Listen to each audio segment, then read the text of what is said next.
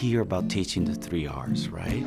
How important arithmetic, reading, and writing is. And it is important, I'm not discounting it. But we create human doers.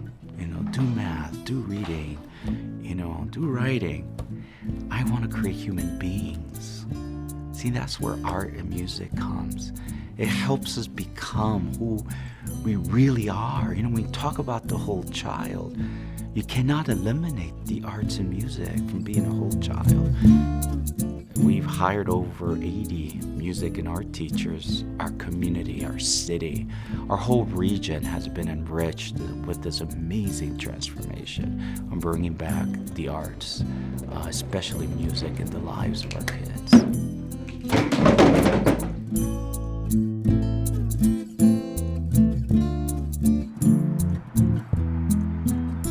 We have about 340 students. We're 95% Hispanic Latino, 62% English language learners, and we are 100% free and reduced lunch. We're about 5 minutes away from the border, from the Tijuana border. I was invited by the California Alliance for Arts Education to join this project as the lead researcher. And together we're studying the impact of the arts on creativity, social emotional learning, on student engagement here in Chula Vista.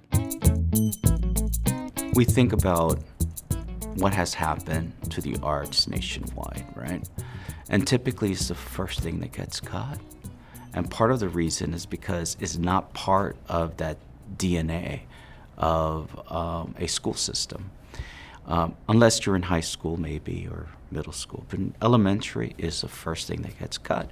And typically because it's seen as an elective, right? That a student just chooses because they're interested in it. I don't see music or arts as an elective. Again, I see it as a core. In order for that to happen, it has to be interwoven into the fabric of a school day. It's like, the DNA of a school is the school schedule, right? So what I did, I unraveled the school's DNA, took the genotype of music and arts, and I just embedded it into that strand, and it became part of the DNA structure of our system. Creativity is the ability to come up with something brand new to solve a problem, to reach a novel solution. And this is really, we want to look at this in terms of real world activity. We want to look at this in terms of creative problem solving. Not everyone's comfortable with dance, and I want this to be a safe environment where they feel comfortable to move whatever level that student is at. So when they collaborate with each other and talk to each other about okay, this is what we do, then they become self-sufficient and more independent. And one of the big things with me as a teacher, whether it's dance or math or whatever it is, I want my students to have a sense of independence. And when a student just thinks, just go to the teacher for every single problem that they have, they don't get that independence. And so what I try to convey with my students is, I trust you. Rock, paper, scissors, or you can just say, hey, why don't you just go first? Just figure that out. Go for it. I'm going to let you struggle with this. I want you to think of some solutions. Come back to me if you absolutely need to, but I'm going to trust that you're going to push through. And usually we get to celebrate if they do. Which means you'll have to kind of come to the side. I try to do a lot together as a group where we're mapping things on the instruments. We're doing a dance that's all the same. But then I'll say, who's ready to show me what you can do by yourself? How can you think of a different way to do this? How can you think of different notes to play to the same piece of music? How can you rearrange the sticks to write a different piece of music? Can we check those pizza wrists? We're developing creative problem solvers, and that's the most important skill that these guys are gonna need when they grow up.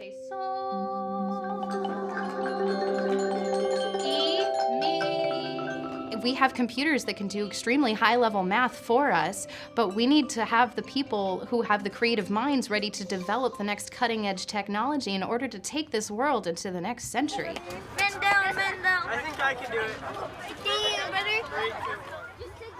using the different perspectives, they're supposed to take portraits. So like worm's eye view perspective and do a portrait from there, or bird's eye view perspective and do a portrait from there. And then I think the last one is a direct portrait to reflect courageous or strong. So through emotion, facial expression, body language, then they can show themselves in front of the camera.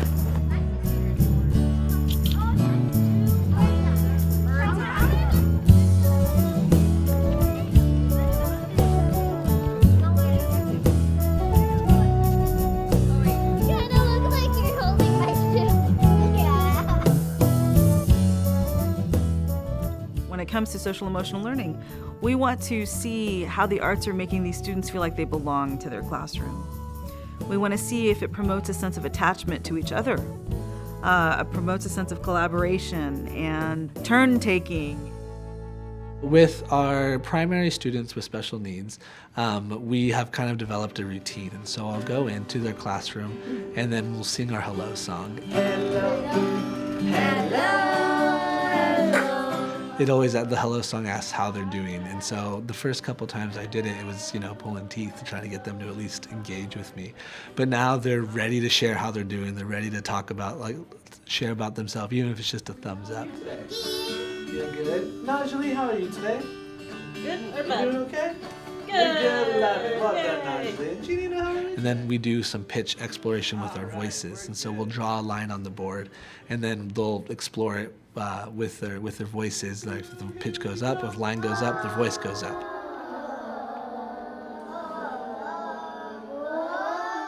Here we go.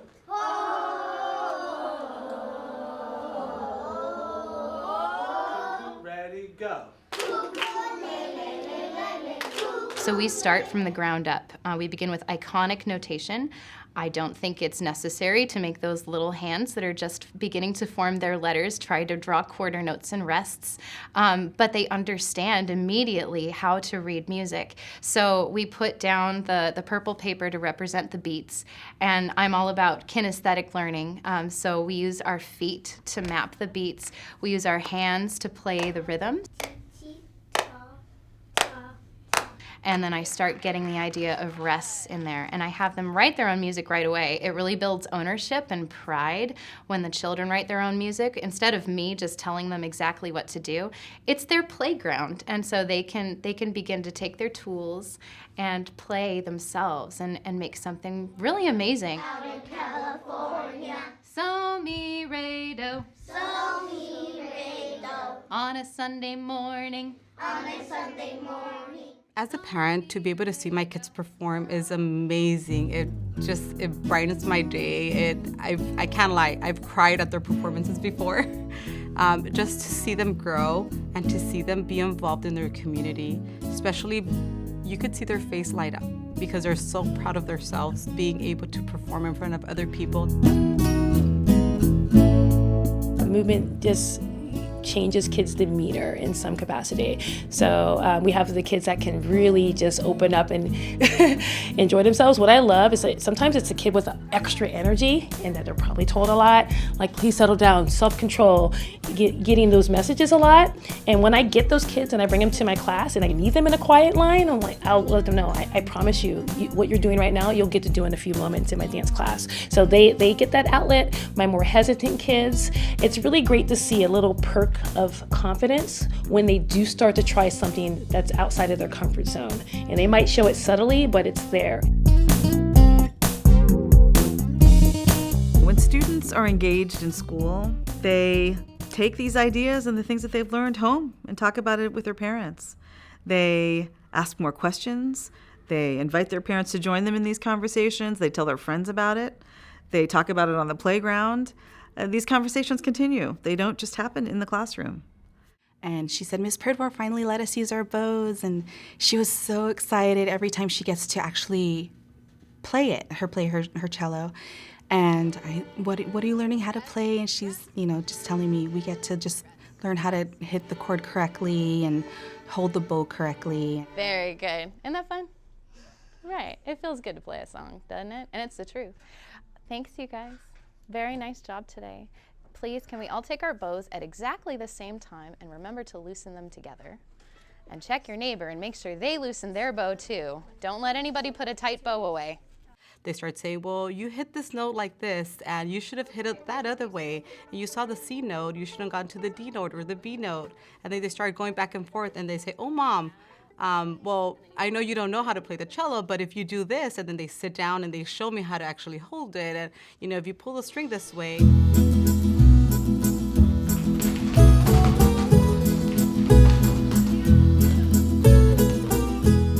And what we do is integrating who we are and going back to that, to celebrating the diversity and celebrating the assets that the children bring from their home. And when we talk about, you know, their grandparents and their aunts and uncles, we talk about the abuelitas and the tías and the tíos, because many of our children are being raised by the abuelitas and the abuelitos, and they may live with the tía, and it's about embracing the whole child, looking at the whole child, and knowing that they come from different backgrounds.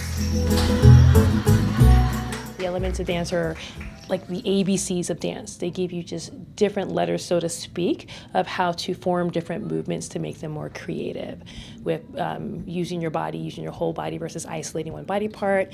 And then I demonstrated the game or activity of mirror, mirror. And I decided to do that because, again, I always have to think about students that are hesitant to dance. And if they just have one partner to look at, they're not so consumed with what's going on outside, or at least less consumed. I help them find out where they are leaders, what they are good at, and go out into their academic subjects with that confidence. Does that make you happy? When you feel like you're already good at something, you feel a lot more able to be good at other things. They can taste success in this room, even if they're struggling in other areas. When I see some of our neediest kids that can be explosive in the classroom, and when they're exposed to music, something magical happens. You know, these kids who are angry, who are hurting, find their rhythm in music. And I think part of it is they're able to express some of those inner feelings. They're able to recapture beauty in life. They were able not to recapture but create their own beauty. If you want to make a difference in the world, you have to be confident that you have something to contribute and that you have something unique to contribute. That's what we do in here. We tell each and every child who walks into this room, your voice is different, and that's great. Because when your different voice blends with all of our voices, we make beautiful things together. The things that come out of your creative mind, out of your imagination, out of your abilities, are an important piece of the entire puzzle. And when you have that confidence instilled in a child before they even hit middle school, then what we can do is we can take that creativity and we can develop it even further.